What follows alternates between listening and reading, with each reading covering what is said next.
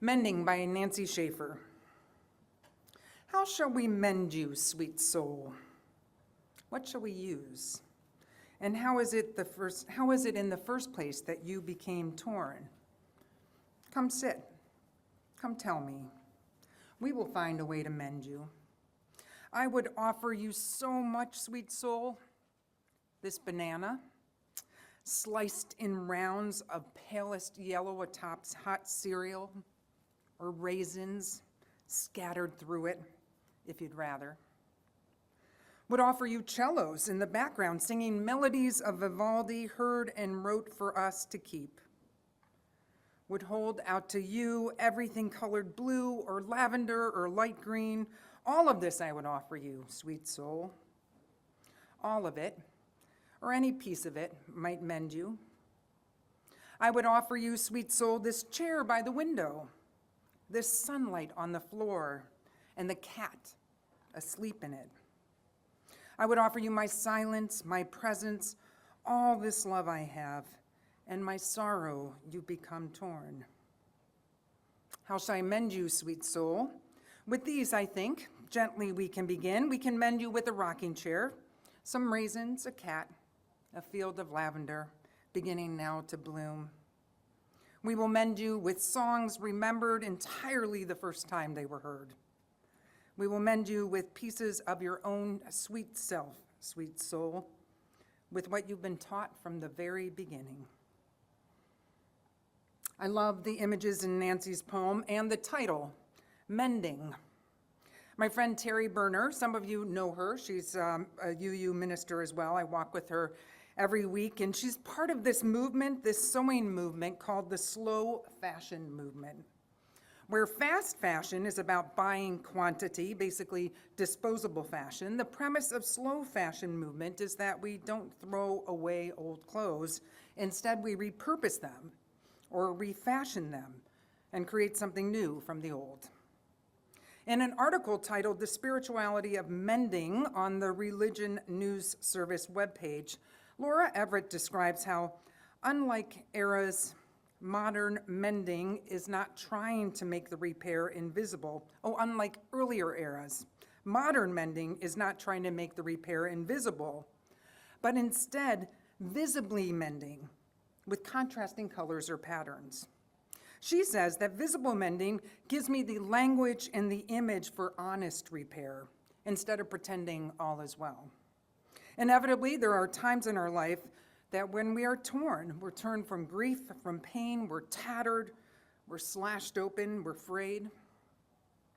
When writing about grief in her book, It's Okay That You're Not Okay, author Megan Devine speaks of that hole torn in the universe that will not just close back up so you can go back to normal. The life you lost, she says, it doesn't come back. That lost can't be regained. So what if instead of trying to return to some state of normal, we work towards honest repair? As Devine says, after grief or trauma, we are changed by our new realities. We exist at the edge of becoming. We don't recover, we don't move on, we don't return to normal. That's just an impossible request. It makes me think of the opening reading we use here occasionally. Come into this place which we make holy by our presence. Come in with your vulnerabilities and your strengths, your fears and your anxieties, your loves and your hopes. For here you need not hide nor pretend nor be anything other than who you are and who you were called to be. Hopefully, this is a kind of place where when people say, "How are you?" you can be honest about your joys and your sorrows. Here you need not hide nor pretend nor be anything other than who you are and who you are called to be.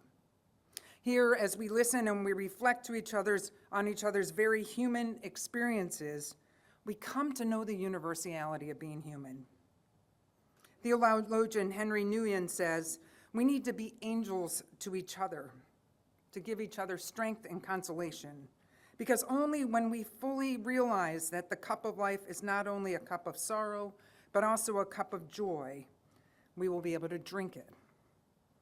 Today, Kai will share some of their story, and we'll come to understand some of their joys and sorrows, and hopefully our own as well. And I'm grateful for their generosity of spirit today. Healing. Mending happens here and beyond here. It happens in the quiet of our own hearts. It happens in office and treatment centers where professionals guide us, in 12-step rooms, in small groups as part of this church, in real conversation, in service, in reflection. Poet David White says, the only choice we have as we mature is how we inhabit our vulnerability, how we become larger and more courageous and more compassionate. There's a willingness in so many of you to move forward with the pain and the scars of the past, knowing that sometimes, as Rumi says, the cracks are where the light shines in. The light of self-knowledge, of love, of grief, of compassion, of joy, and of sorrow. Laura Everett, that author of that article on mending, says, before any stitch is sewn or any patch is prepared, I have to ask myself, is this thing I have in my hands worth repairing? And when I answer yes, mending is an act of devotion. We are all undeniably worth repairing. We who show up here on Sunday morning, who sing together, play instruments together, serve this congregation together, read and study books or Soul Matters packets together, we all play a part in this great act of mending and healing. Bell Hooks says, rarely, if ever, are any of us healed in isolation. Healing is an act of communion. Communion, happening when a compassionate community of people who choose to live mindful of our interdependence, authentically curious about each other and the world around us, and willing to be courageous in the way that we are called to love ourselves, each other, and those beyond our congregation. We are constantly in an act of mending. Linda and I were listening to a book by Anne Lamott during our recent travels. I love how Anne speaks the truth. She says things that go on in our heads and our hearts that most people would be too ashamed to say out loud. In her book, Tender Mercies, she writes, broken things have been on my mind as the year lurches to the end, because so much broke down this year in my life and in the lives of people I love. Lives broke, hearts broke, health broke, minds broke. Our preacher Veronica said that this is life's nature. Lives and hearts get broken. Those people we love, those people we'll never meet. She said the world sometimes feels like the waiting room of an emergency ward, and that we, who are more or less okay for now, need to take the tenderest care of the more wounded people in the waiting room until the healer comes. You sit with the people, she said. You bring them juice and graham crackers. We who journey in this life together have the opportunity to be healed and to be healers. We come to understand ourselves and each other through the lens of love and compassion, knowing that this act of mending is one of love and devotion to each other and to ourselves. Resmaa Menakem, a local author best known for his book, My Grandmother's Hands, Racialized Trauma and the Pathway to Mending Our Hearts and Bodies, says that in today's America, we tend to think of healing as something binary. Either we're broken or we're healed from brokenness. But that's not how healing operates. And it's almost never how human growth works. More often, healing and growth take place on a continuum with numerous points between utter brokenness and health. And numerous points between utter brokenness and health. Stitches, acts of love, mending, healing life. How shall I mend you, sweet soul? What shall we use? And how is it in the first place you've come to be torn? I would offer you my silence, my presence, all this love I have, and my sorrow that you've become torn. Come sit. Come tell me.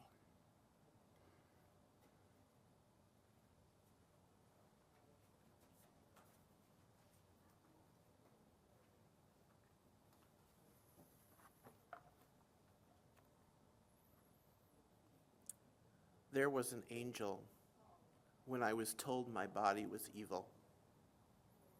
There was an angel when I was told I was weak. There was an angel when my body was fondled. When I acted foolish to hide my true shame. When I tried again and again to get myself to throw up. When I wanted to fall asleep and never wake up. When the thermometer refused to climb above 99 degrees. When I lay for the countless time on the plastic bed, hearing the clock tick incessantly. When I choked on my own feelings of dread. When my soul felt like it was trapped at the bottom of an empty well. When my heart felt lifeless as the dried brown leaves I shuffled and crunched beneath my feet. When I couldn't distinguish the dripping of my nose between the cold and my sorrow. When I was thrashed on bare skin. When my parents had covert conversations behind a closed bedroom door. When I burned things as an analogy for the feelings of loneliness, despair, hopelessness.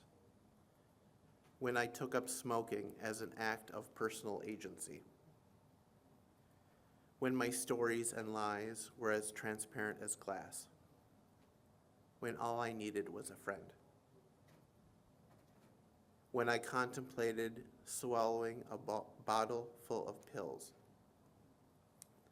When my nightmares left me scared to fall asleep again. When I would shout in my sleep and no one heard me.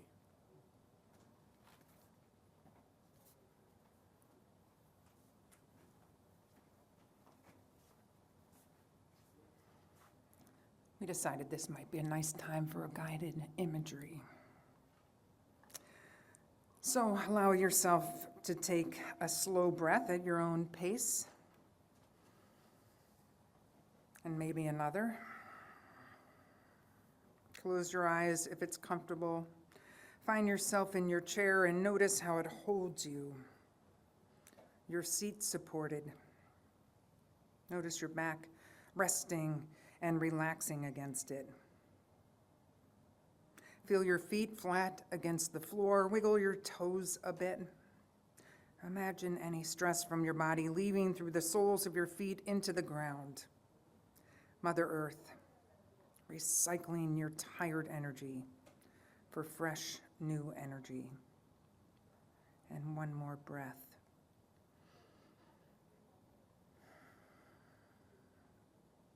Now, allow yourself to be taken away to a peaceful place of your choosing. Maybe it's an open field, maybe a clearing in the forest. A soft patch of grass lays before you to sit and rest for a while. Listen. The wind whispers through the tall grasses or the leaves of the trees. Her breath fills your lungs with clean air. She cools your face, blowing away the furrows of stress from your brow. Maybe you can smell the gentle, sweet aroma of flowers carried on the breeze. Your inhale and exhale become one with the whispering wind. Feel the warmth of the gentle sun on your skin. Solar fire radiates into you, finding your core. Your heart sips at the energy, softening, beating slower. Filled with gentle fire, you can feel a calming warmth now radiating out, filling your chest and stomach, flowing into your arms and legs, your fingers and toes. Your entire body now becomes a beacon of warm light. Imagine now at your side a trickling stream filled with cool, crystal clear water. The gurgling sounds like children's laughter as it skips over smooth stones.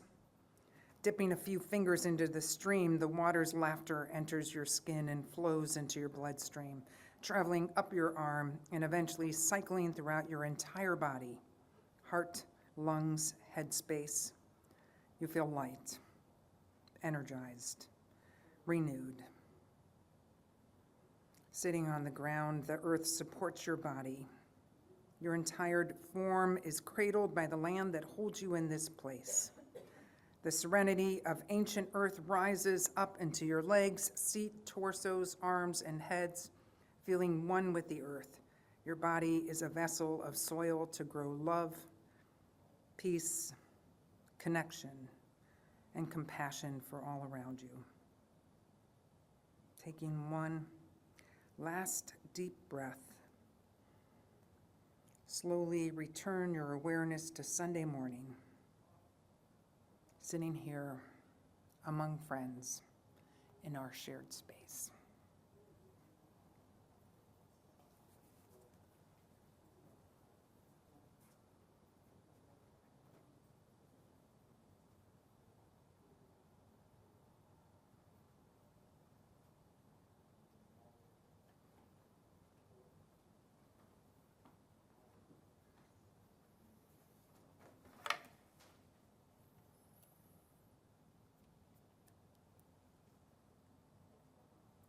Earlier, I mentioned angels. To each of us, mention of these mysterious beings conjures up all sorts of images and ideas. In the Abrahamic religious traditions, angels are bodiless messengers of the divine, communicators between the realms of earth and heaven, or wherever God is supposed to dwell.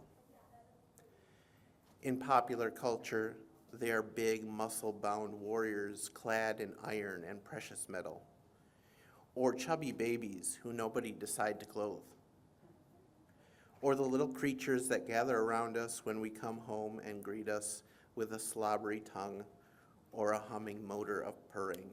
We just can't see their wings. Or as some cartoonists might have us imagine, angels are whimsical, naive, idealistic, pathetic simpletons who have this little voice to encourage us during a moral decision that ends up being rather trite. These angels are little more than useless playthings, some describe to small children. But I propose another idea, a more commonplace, skin and bones world description of this title, angel. Perhaps an angel is you and me when we embody love, wisdom, and tenacity, particularly when we engage in healing the traumas of our own past, meeting our present-day challenges, and trusting in a future unfolding before us.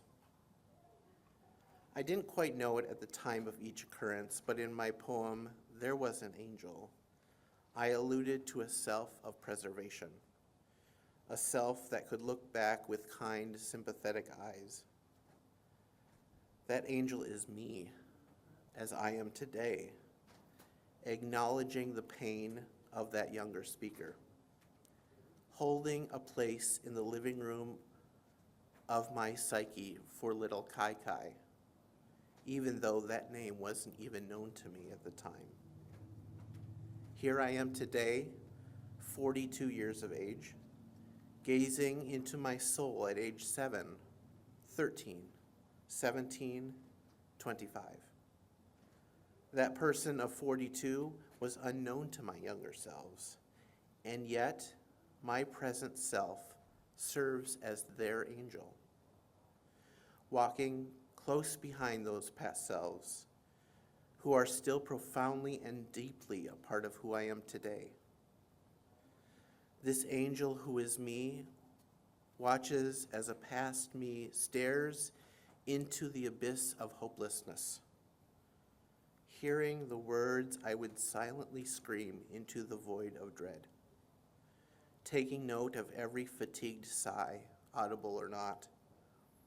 That angel is ever validating, encouraging, beckoning, and more.